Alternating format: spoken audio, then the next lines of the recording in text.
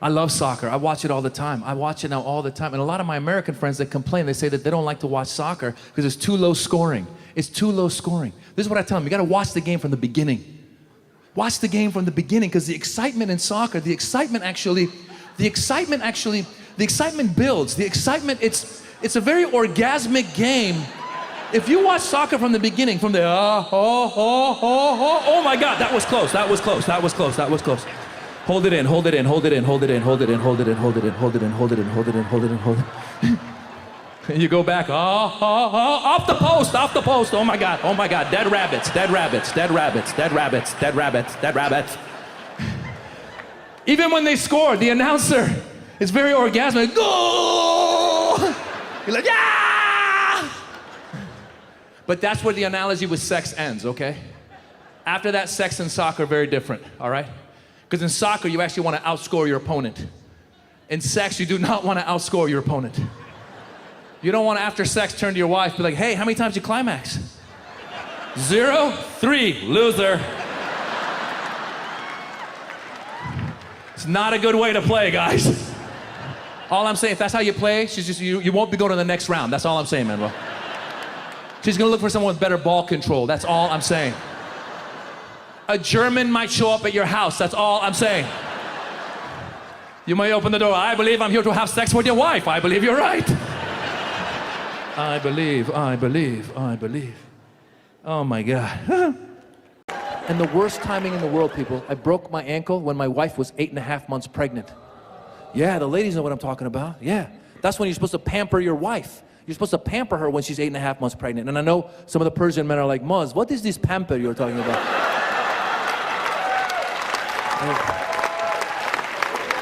Never heard of pamper as a verb. Never heard of it.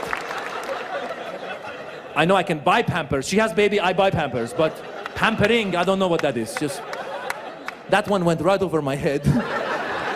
Pampering, the wife, she needs to be taken care of, because you women are special. When the pregnancy, you women you do it all. With the pregnancy, you are amazing, women. We don't do it. Yeah, give it up for the lady. We don't do anything. We just sit around. You do everything. Like, my wife started having contractions, which I'm told hurt. I've never had one before. But she's like, ah! And I didn't know what to do. I was like, And she goes, ah! And I took the class, but I forgot. I was like, And she's like, ah! And I was like, wiggle your toes, wiggle your toes.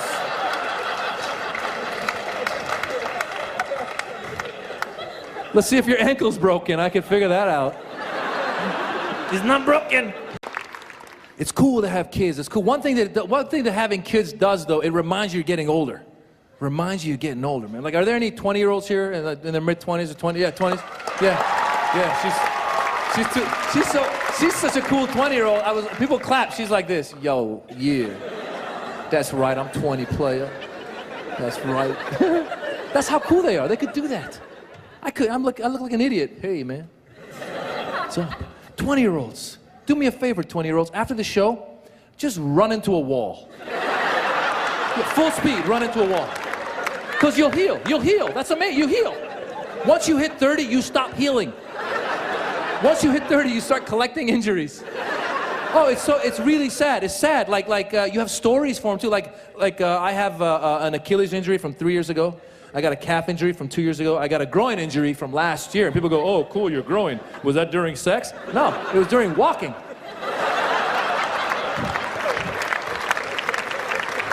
I was just crossing the street. I was like, ow! It's a dangerous sport. I must refrain from such activity. I broke my ankle this year. Broke my first time. I've been playing soccer for over 30 years. First time ever, broke my ankle. And it sucked, because I always had this image that if I broke my ankle playing soccer, it would be something glorious, you know, like in the movies. You know what I'm saying? Like, time would be running out. I'd do a bicycle kick, you know, and then I would hear like the crack and go down, and then people would come over and pick me up, and they'd be like, you all right, Maz? I'd be like, did we win? They'd be like, yeah. I'd be like, Adrian, you know. Like Rocky. That's how you are in your head, but reality is nothing close to that. Reality is very pitiful. I was on a field with a bunch of other players but none of them was within 20 feet of me. How do you break your leg when it's just you and the ball? I have no idea. But somehow I managed to do it. It was so bad. I mean, I got attacked by a ball. That's right, people. I was running, I was like, hey, I got it. I was like, oh, shit. And I went down and I heard the crack. I was like, this is not glamorous. And the problem is when you do something stupid like that and you're laying down on your back, you're very vulnerable. And the first person to come over and talk to you at all about anything, you're gonna listen to. So the first person over was the Mexican referee. He came over, he looked at me, he goes, it's not broken. And I was like, how do you know? He goes, it's not broken. And I'm thinking, wow, this guy's a genius. Has not even touched me. He knows it's not broken. And then he goes, wiggle your toes, wiggle your toes. And at that point, that might be the worst thing to do for a broken ankle. But since he's the only one talking, I was listening to him. You know, he could have been like, do the Macarena, do the Macarena. I would have gotten up and been like, hey, Macarena, ayaw! So he goes, wiggle your toes, wiggle. So I wiggled my toes. He goes, see, it's not broken. I was like, you are a genius, sir. But I'm going to the hospital anyway, just check it out. I got there, they go, it's broken. I'm like, I knew it. Hello, Montreal! Oh. So, yeah, my name is actually Jobrani, and I'm originally from Iran. Thank you, calm down. You guys are like, whatever, bro, that's your problem, deal with it. But no, I'm also American. Thank you very much. We're in Canada, you're like, still your problem, deal with it. No, I'm American. I have the American passport is what I'm trying to say. I have the American passport because, you know, I like to travel. I like to travel because if you only have an Iranian passport, you're not going far. Not a lot of countries that welcome you with open arms these days, right? It's like Syria, Venezuela, and North Korea. That's about it. You're like, Dad, are we going to go to North Korea again for the summer? Yes, son, every summer, North Korea. Until you get your American passport, every summer. You know what's crazy though? When you get your American passport, it still says where you were born in the passport. So I remember getting my American passport. I was like, woohoo, gonna travel. Open it up, it said, born in Iran. Oh, come on. That's not gonna help me get around. It's like having bad credit. But you know what's crazy? I've never had trouble traveling in any of the Western countries, US, Canada, England, as long as you got your American passport, come on through. You know, I had trouble with some of the Arab countries. Because some of the Arab countries don't get along with Iran. Some of the Arab countries don't get along with each other.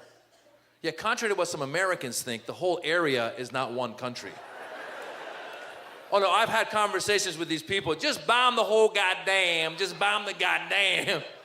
You try to explain it, but they're different countries. Then just bomb the whole goddamn.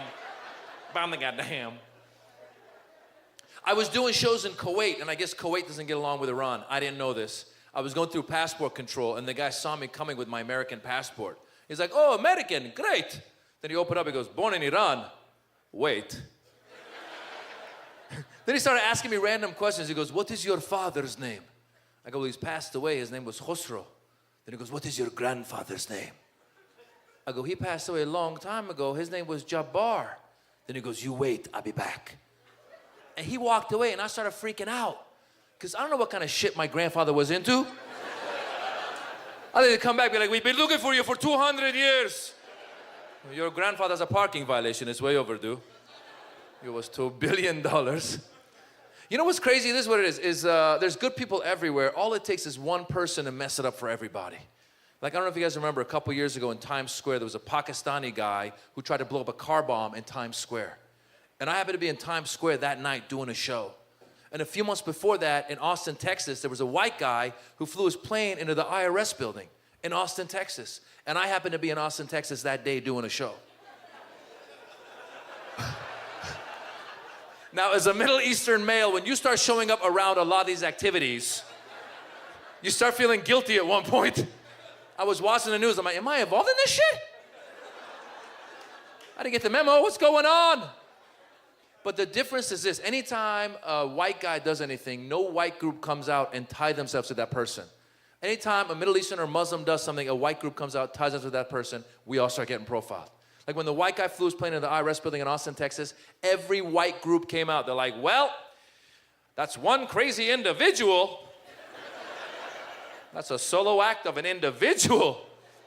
When the Pakistani guy tried to blow up a car bomb in Times Square, the Pakistani Taliban came out and took credit for that failed car bombing.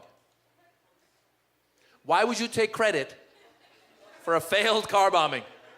Why would you call a press conference, be like, we just wanted to say, we tried. And furthermore, it is the thought that counts. And in conclusion, win some, lose some. But there's good people everywhere. I love traveling. I encourage people to travel. I've been to the Middle East to do shows a lot, and it's great. Like, I went to Dubai. Dubai was cool. Anyone here been to Dubai? You guys been to Dubai? Anyone? Anyone who's been there will back me up on this. Dubai is obsessed with setting records. With like the tallest building, longest road. Everything is... One guy in Dubai was, Maz, come here, Maz, come here, Maz, my friend, Maz. This is the roundest building in the world. Wallahi, it's very round. Look, I'm gone, I'm back. Very round, this building. He goes, Maz, a circle 360 degrees, this building 362 degrees. I swear to God, Wallahi. I swear to God. They have a mall there, one of the biggest malls in the world, the Dubai Mall. It's so big, there's taxis in the mall. Yeah, you're nodding. You know what I'm saying? I was walking, I heard beep, beep. I'm like, what are you doing here? He goes, I'm going to Zara. It's 3 miles out of my way. Zara, out of my way.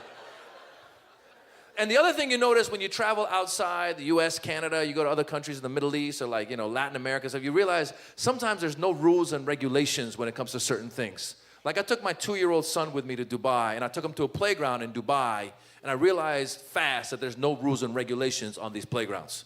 Because I've taken my son to slides all over the US, and when you put your 2-year-old on a slide in the US, there are rules and regulations. They've sprayed something on the slide to slow the baby down as he goes down the slide. Not in Dubai. I put my 2-year-old on the slide, just, he took off. I went down and go, where's my boy? On the 3rd floor, sir, on the 3rd floor. You take a taxi, you go to Zara, make a left. Yeah.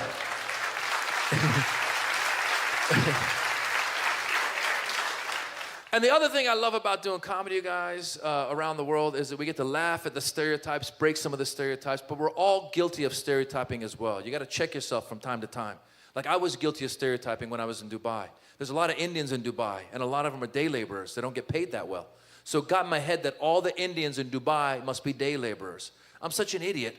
Of course, there's going to be successful Indians as well.